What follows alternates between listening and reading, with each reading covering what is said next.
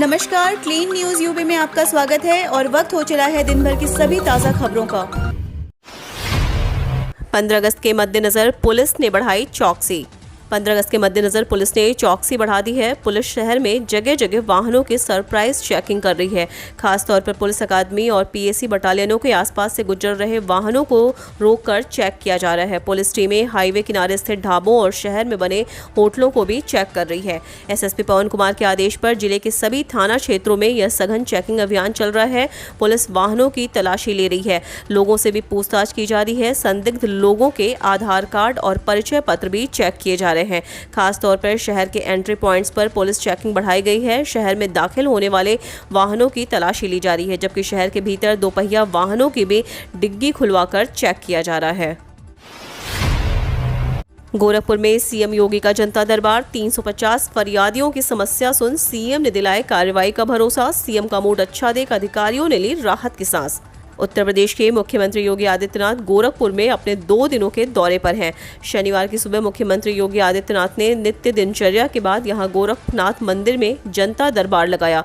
हिंदू सेवा आश्रम और यात्री निवास में लगे जनता दरबार में योगी ने फरियादियों की समस्याएं सुनी और उन्हें कार्रवाई का भरोसा दिलाया। इस दौरान सीएम के जनता दरबार में गोरखपुर सहित प्रदेश के विभिन्न जिलों से करीब 350 से अधिक फरियादी पहुंचे।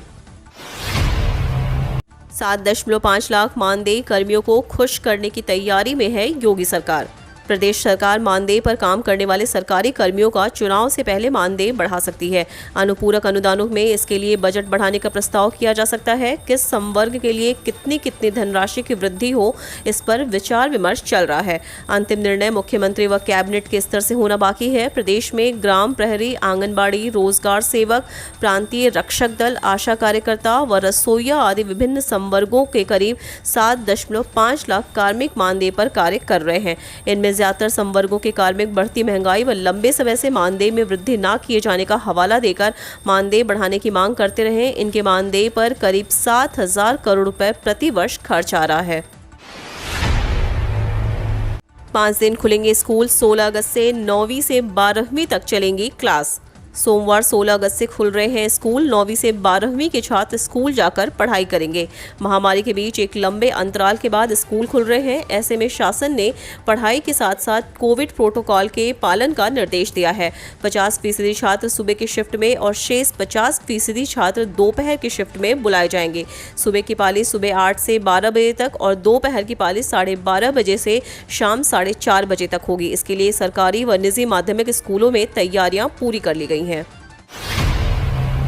पर्सनल लॉ बोर्ड ने कहा, खून के रिश्ते में निकाह नहीं, नए कानून में कई पाबंदियां।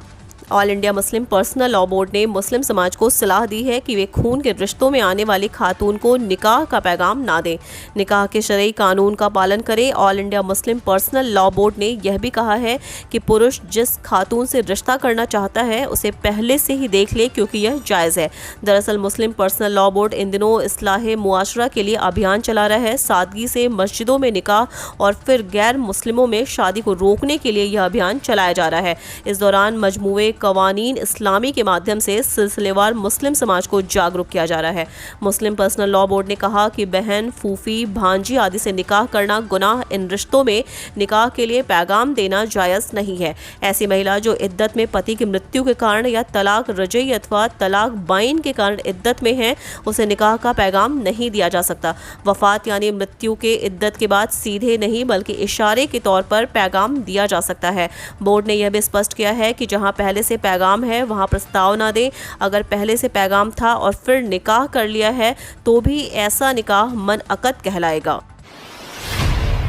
अशिक्षितों को शिक्षित और बेरोजगारों को रोजगार दिलाएगा आरटीआई। हर बच्चे का सपना होता है कि वह पढ़ लिख कर खूब नाम कमाए, लेकिन ऐसा सपना हर किसी का पूरा नहीं होता। ताजनगरी में ऐसे बच्चों को सपने को साकार कर रहा है राउंड टेबल इंडिया ग्रुप। इस ग्रुप के सदस्यों द्वारा वंचित बच्चों को शिक्षित करने का काम किया जा रहा है। कानपुर पिटाई मामले में सियासत जारी। ओवैसी और अखिलेश ने सरकार पर साधा निशाना। कानपुर में धर्मांतरण और पिटाई मामले में सियासत जारी है। इस मामले पर अखिलेश यादव और ओवैसी ने सरकार पर निशाना साधा है। अखिलेश ने सरकार पर निशाना साधते हुए अपने फेसबुक वॉल पर लिखा, पिटाई की घटनाएं लोकतंत्र में शर्मनाक हैं और यूपी में जाति और धर्म के हिसाब से हो रहा भेदभाव। हवाई यात्रा महंगी, सरकार ने मिनिमम किराए की लिमिट 10% और मैक्सिमम की 13% बढ़ाई। हवाई यात्रा करने वाले लोगों को अब ज्यादा किराया चुकाना होगा। सिविल एविएशन मिनिस्ट्री ने अब मिनिमम और मैक्सिमम किराए की सीमा बढ़ा दी है। इससे एयरलाइंस कंपनियां किराया बढ़ा सकती हैं। कम से कम किराया 10% और ज्यादा से ज्यादा 13% बढ़ेगा। पीएम मोदी बोले, नहीं भूल सकते बंटवारे का दर्द। 14 अगस्त को विभाजन विभीषिका स्मृति दिवस मनाने का ऐलान। प्रधानमंत्री नरेंद्र मोदी ने स्वतंत्रता दिवस के एक दिन पहले भारत पाकिस्तान बंटवारे को याद किया। पीएम ने कहा कि देश के बंटवारे के दर्द को भुलाया नहीं जा सकता। नफरत और हिंसा की वजह से हमारे लाखों बहनों और भाइयों को विस्थापित होना पड़ा और अपनी जान तक गंवानी पड़ी। साथ ही पीएम मोदी ने 14 अगस्त को विभाजन विभीषिका स्मृति दिवस मनाने का भी ऐलान किया।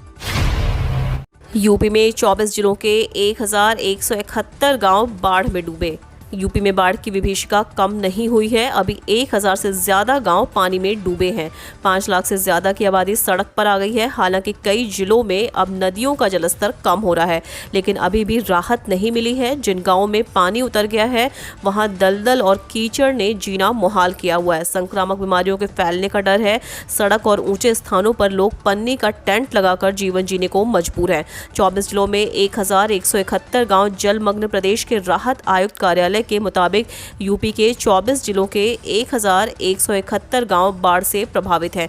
इनमें मिर्जापुर के 404, प्रयागराज के 169, जालौन के 113, हमीरपुर के 77, बलिया के 68, वाराणसी के 65, कौशाम्बी के 54, इटावा के 47, भदोही के 36, फर्रुखाबाद के 24, कानपुर देहात के 24, आगरा के 20, चंदौली के 16, गाजीपुर के 13, औरैया के 9, लखीमपुर खीरी के 8, गोरखपुर के 7, सीतापुर के 6, शाहजहांपुर के 3, बहराइच के 2, चित्रकूट के 2, गोंडा के 2, अयोध्या और फतेहपुर के 1-1 गांव शामिल हैं।